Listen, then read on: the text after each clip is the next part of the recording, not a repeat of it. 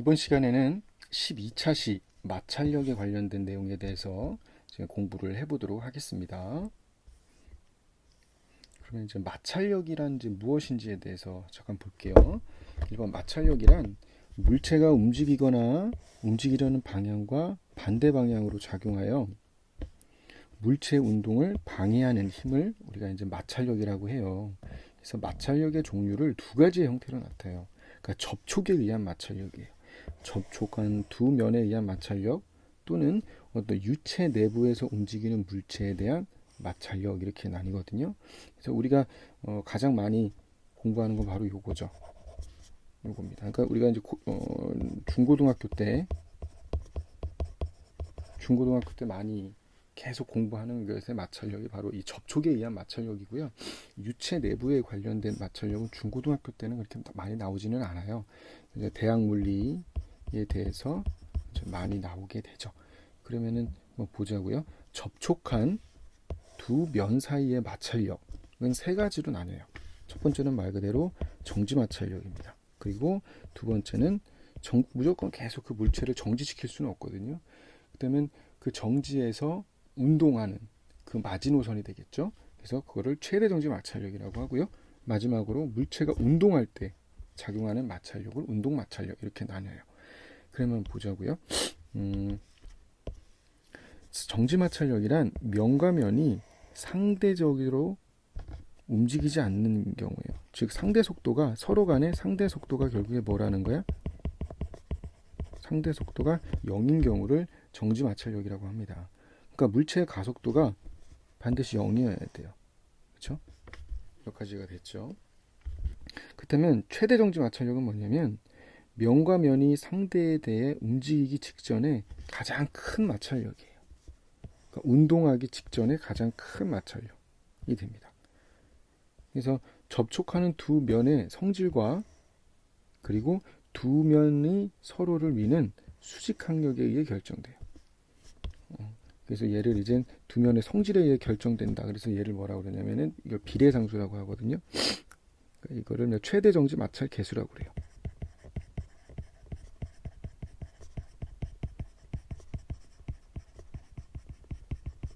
그렇죠? 그리고 운동 마찰력이라는 것은 뭐냐면 물체가 서로에 대해서 상대 속도가 0이 아니어야 돼. 그러니까 면과 면이 상대에 대해서 움직이는 경우야. 즉 상대 속도가 0이 아니어야 돼요. 그랬을 때 작용하는 운동 방향과 반대 방향으로 작용하는 마찰력이라고 보면 됩니다. 그러니까 접촉하는 두 면의 성질과 두 면이 서로를 미는 수직항력에 의해 결정된다. 이게 그래서 두 면의 성질에 의해서 결정되는 게 뭐냐면 운동 마찰 계수라고 그래요.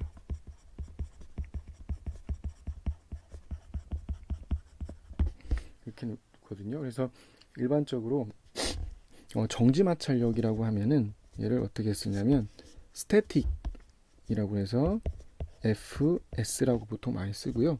최대 정지 마찰력은 FS의 맥스 이렇게 많이 쓰고요. 운동 마찰력은 키네틱이라는 표현을 써서 FK 이렇게 써요. 그래서 최대 정지 마찰력은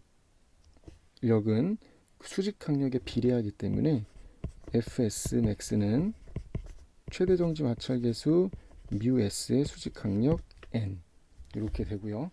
그리고 운동 마찰 계수는 운동 마찰력은 마찬가지로 수직항력에 비례하기 때문에 μk 즉 운동 마찰 계수와 수직항력의 곱이다 이거예요.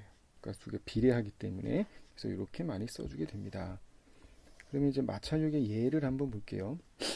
정지 마찰력이라는 것은 우리가 처음에 무거운 물체를 아무리 밀어도 이게 안 움직이는 경우라는 거예요. 그러니까 내가 힘을 계속 줘도 물체가 움직이지 않아. 이 말은 뭔 말이야? 내가 가하는 힘만큼 계속 정지 마찰력도 동일하게 비례해서 커진다는 거예요. 무슨 말인지 알겠죠? 어차피 수직항력과 중력은 같겠죠. 왜냐하면 위아래로 움직이지 않기 때문에. 따라서 마찰력은 내가 가해주는 힘만큼 정지 마찰력도 같이 비례해서 커지기 때문에 여기서 정지 마찰력의 크기는 어떻게 구하면 됩니까? 즉 F는 소문자 F랑은 같겠죠. 그래서 보통 구별해주기 위해서 FS 이렇게 많이 써요. 이게 말고 정지 마찰력이에요. 근데 이게 한없이 커지지는 않겠죠. 언젠가는 얘가 운동을 할 거란 말이야. 두 번째 그것이 바로 최대 정지 마찰력이에요. 물체가 운동하기 직전, 즉 움직이기 직전에 가장 큰 정지 마찰력으로서 최대 정지 마찰력은 뭐에 비례한다? 수직항력에 비례한다. 그래서 FS는 μsn 이렇게도 쓰지만 아까 말했지만 FS max라고도 많이 씁니다. 이때 μs를 뭐라고 그러냐면 최대 정지 마찰 계수라고 그래요. 또한 최대 정지 마찰 계수는 접촉하는 두 면의 성질에 의해 결정된다. 오른쪽 그림을 보고 최대 정지 마찰력을 구하라 라는 거예요. 어떻게 구하면 됩니까? 그렇죠. F는 최대 정지 마찰력 FS는 뭐에 비례해요? 수직항력에 비례해요. 근데 수직항력은 뭡니까? mg가 되겠죠. 그죠? 왜냐면은 얘는 상하 방향으로 움직이지 않기 때문에 수직항력과 중력은 같기 때문에 따라서 최대 정지 마찰 계수 최대 정지 마찰력은 얘가 되는 거예요. 이게 되는 거죠. 어차피 μs는 여기서 이제 문제 상에서 나올 수밖에 없어요. 두 지표면이 만약에 아스팔트다. 밑에가 아스팔트인 경우, 뭐 얼음인 경우는 우리가 최대 정지 마찰 계수는 일단 구해 놓거든요. 일반적으로. 그래서 이게 이제 답이 될 거고요. 운동 마찰력이라는 것은 물체에 힘을 작용하면 물체의 속도의 반대 방향, 즉 운동 방향의 반대 방향이에요. 운동 마찰력이 작용한다. 그러니까 속도의 반대. 속도라는 건 운동 방향이죠. 즉 운동 마찰력은 수직항력에 뭐한다? 비례한다고 아까 공부했죠. 그래서 이 μk를 운동 마찰 계수라고 하고요. 마찬가지로 운동 마찰 계수는 접촉하는 두 면의 성질에 의해 결정되고요. 만약 이게 동일한 두 면이 접촉할 때는 운동 마찰 계수가 일반적으로 정지 마찰 계수보다는 작습니다. 이거는. 그래서 오른쪽 그림을 보고 물체가 만약에 등속 운동할 경우에요. 등속 운동한다는 건 뭐죠? 가속도가 0이라는 거죠. 가속도가 0이라는 거야. 0일 경우 운동 마찰 계수 μk를 구하라라는 문제예요. 여기까지 됐습니까? 그러면은 이게 지금 x축 방향으로 보게 되면 f 마이너스 f가 이게 질량이 m이고 x축 방향의 가속도인데 지금 등속 운동한다고 했으니까 얘가 지금 뭐라는 거야? 0일 거 아니에요? ax가 0이기 때문에 따라서 내가 가하는 힘과 운동 마찰력은 같을 거예요. fk라고 놓겠습니다. 선생님은. 근데 fk는 수직항력에 비례하죠. 따라서 μk는 mg가 될 거예요. 즉 우리가 구하고자 하는 운동 마찰 계수 μk는 뭐분의 뭡니까? mg분의 내가 가하는 힘의 크기가 된다는 거겠죠. 그래서 내가 물체를 처음에는 밀게 되면은 바로 얘가 움직이진 않을 거야. 그죠? 바닥이 만약 아스팔트라면 근데 내가 계속 힘을 증가하다 보면 어느 순간 얘가 움직이기 시작할 거예요. 근데 그 움직이는 게 등속 운동을 한다고 한다면 우리는 접촉하는 두 면, 그죠? 그러니까 뭐 여기서 내가 말하는 게 만약에 움직이는 물체가 자동차라면 자동차의 바퀴랑 밑에 바닥과의 운동 마찰 계수를 구할 수가 있을 거예요. 여기까지 됐습니까? 그러면 우리가 경사면에서 물체가 내려오지 않을 때의 정지 마찰력을 한번 구해보자라는 거예요. 그래서 얘들 프리바디 다이어그램을 한번 그려볼게요. x축, y축 여기서 잡아줬는데 오른쪽에다 그려볼게요. 여기다가 여기를 x축, 여기를 y축 이렇게 보고 그럼 얘의 가해지는 크기를 보면 이쪽이 중력이 되겠죠. 여기를 mg가 될 것이고요. 이쪽 방향으로 얘가 움직이지 않는다고 했으니까 정지 마찰력이 작용하겠죠. 그리고 이게 각이 세타라고 보면 중력을 x축 성분과 y축 성분으로 나누면 y축 성분으로는 mg 코사인 세타가 될 거고요. x축 성분의 크기는 mg 사인 세타가 될 거고 그리고 지표면 그러니까 빗면과 이 물체의 수직 강력, 빗면이 물체에 작용하는 수직 강력 N이 이렇게 있을 거예요. 근데 얘가 지금 운동 방향이, 운동의 상태가 어떻게 됩니까? 빗면과 수직 방향으로는 절대 움직이지 않으니까, 굳이 여기 방정식을 세어보면 써볼게요.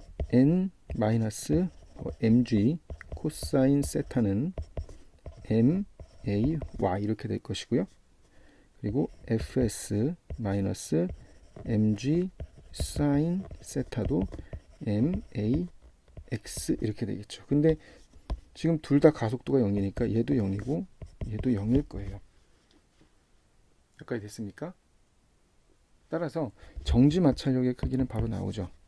fs는 mg 사인 세타가 될 거라는 거. 수직 항력도 바로 구할 수는 있습니다. 여기까지 됐죠? 그러면 그냥 바로 구해 놓을게요. 어차피 수직 항력 n도 mg 코사인 세타 이렇게 될 거예요. 근데 계속 세타를 내가 충분히 올리다 보면 어느 순간 물체가 딱 내려오기 시작한다라는 거야. 그때의 최대 정지 마찰 계수를 구하라는 거예요. 여기까지 됐죠? 그렇다면 최대 정지 마찰 계수, 즉 fx max는 뭐가 됩니까? 뮤 s죠. 뭐에 비례해요? 수직 항력에 비례할 거예요. 여기까지 됐습니까? 그죠? 근데 우리가 지금 뭐를 구하면 되는 거야? 세타. 딱 이게 경사각을 계속 충분히 크다 보면 어느 순간 세타 m이 됐을 때 물체가 내려온다고 시작했어요. 그렇다면 그때 수직 항력은 뭐가 됩니까? 뮤 s의 mg 코사인 세타가 될 것이고, 그죠? 그리고 fs max는 그때 힘의 크기는 mg 사인 세타, 여기서 m이라고 했으니까 m이라고 볼게요. m 이렇게 되겠네, 그죠? 따라서 이 두 개의 식이 같으니까 뭐랑 뭐랑 없어져요? mg는 약분이 되니까, 즉 최대 정지 마찰 계수 뮤s는 코사인 세타분의 사인 세타 m이 되겠다. 여기까지 됐죠? 따라서 얘가 뭐야? 탄젠트 세타 m이 되는 거예요. 그러니까 만약에 둘 사이에 이 각이 있죠. 탄젠트 세타 m이 바로 뭐를 결정된다는 거예요? 최대 정지 마찰 계수를 결정된다는 거예요. 즉 기울기가, 빗면의 기울기가. 여기까지 이해가 됐나요? 예. 그러니까 여기서는 뭐냐면 경사면이랑, 그러니까 이 문제는 지금 뭐는 거냐면 경사면이랑 이 뭐죠, 물체 사이에 마찰력이 없을 경우를 한번 보자는 거야. 마찰력이 없을 경우에 계속 이 빗면의 기울기로만 마찰력의 계수를 구할 수 있는 거죠. 기울기만으로. 여기까지 무슨 말인지 알겠죠?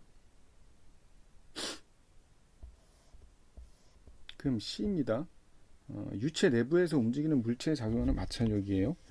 그럼 유체 내부에서 움직이는 물체에 작용하는 마찰력의 특징, 이거 뭐냐면 속도의 방향과 반대 방향으로 작용하는 크기는 속력에 비례한다고 합니다.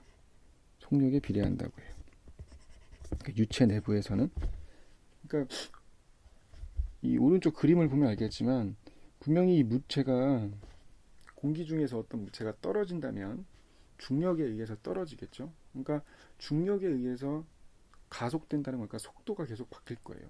그 속도에 뭐 한다는 거야? 비례해서 반대 방향으로 작용을 한다는 거야, 유체가. 그게 바로 이게 무슨 마찰력, 유체에 작용하는 마찰력이에요. 근데 얘는 뭐에 비례한다고 그랬어? 속도에 비례한다고 했으니까 비례상수를 K라고 그러면 K, V 이렇게 되겠죠. 여기서 V는 물체의 속도를 의미하는 겁니다. 그러면 마찰력의 크기가 마찰력에 작용하는 다른 힘과 힘의 합력과 같아지면 물체는 종단 속도에 이른다. 그러니까 이 말이 뭔 말이냐면 분명히 여기서 이 오른쪽에 있는 물체를 보면 중력에 의해서 계속 뭐가 됩니까? 중력이 일정하게 작용하게 되면 계속 V는 계속 커질 거 아니에요? 그러니까 마찬가지로 마찰력도 그것에 비례해서 계속 커질 거예요. 그렇다 보면 언젠가는 뭐랑 같아질 거야? 중력의 힘과 같겠죠. 뭐가? K, V가 중력과 딱 같아질 거예요. 그때의 VF를 종단 속력이라고 해요. 그래서 얘를 K분의 mg라고 하겠죠. 그죠? 언젠가는 종단 속도에 이를 거예요. 왜냐면은 총 R자 힘이 제로가 되기 때문에. 그죠? 그래서 그 종단 속도로 계속 떨어질 수밖에 없다. 그래서 빗방울의 종단 속력을 VF라고 할 때 마찰 계수를 구하라. 그래서 이렇게 해서 마찰 계수를 구할 수가 있어요. 그러니까 빗방울이 언젠가는 어떤 특정한 속력으로 내려올 거예요. 그 V라고 보면은 분명히 F는 KV가 되겠죠. 종단 속도를 F라고 보면은. 그러면 분명히 그 중력의 큰과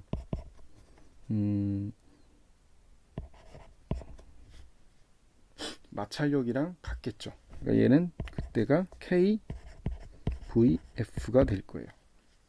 그죠? 종단 속도라고 했으니까.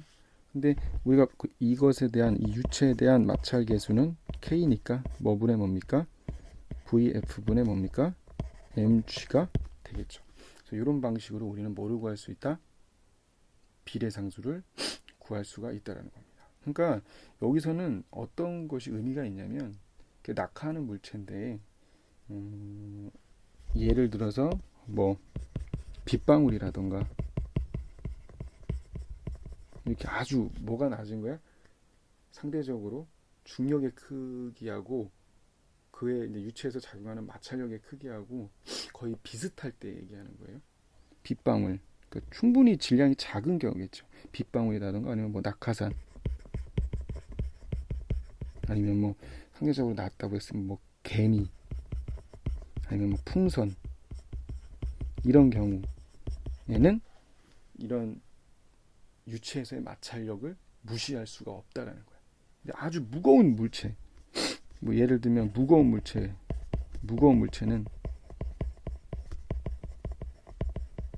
쇠구슬 같은 경우, 얘 같은 경우는 워낙 무거운 물체이기 때문에 얘의 유체에 의한 마찰력은 거의 무시해도 무관하다라는 거예요. 여기까지 됐습니까? 예. 그러니까 이건 단순히 지표 근처에서 떨어뜨릴 경우에는 무시해도 된다. 이렇게 되겠죠. 여기까지 이해가 됐죠? 예, 고생했고요. 이상으로 해설 마치도록 하겠습니다.